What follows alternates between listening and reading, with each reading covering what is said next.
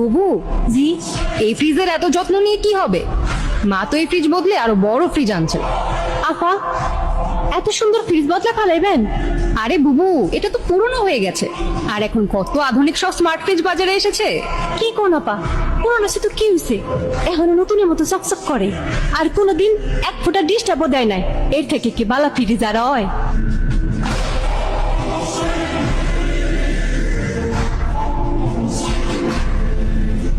আপা, একটা কথা কই। বলো। খালামাই যদি আমার এই ফ্রিজটা দিতেন, তাহলে আমি বেতন থেকে আস্তে আস্তে টাকা শোধ করে দিতাম।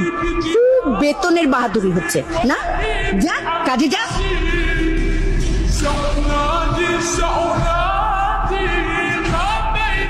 খালাম্মা, আফা, আমাকে নতুন ফ্রিজ আইছে।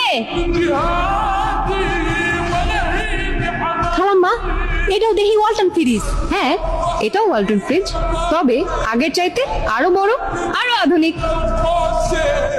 শোন, তোর স্বামীকে বল একটা ভ্যান নিয়ে আসতে। কেন খালাম্মা, কোনো কাম আছে? এত বড় ফ্রিজ কি মাথায় করে নিয়ে যাবি? মানে? শোন, এই ফ্রিজটা যেদিন কিনি তুই সেদিনও বলেছিলি আমাকে ফ্রিজ আইসা পড়ছে।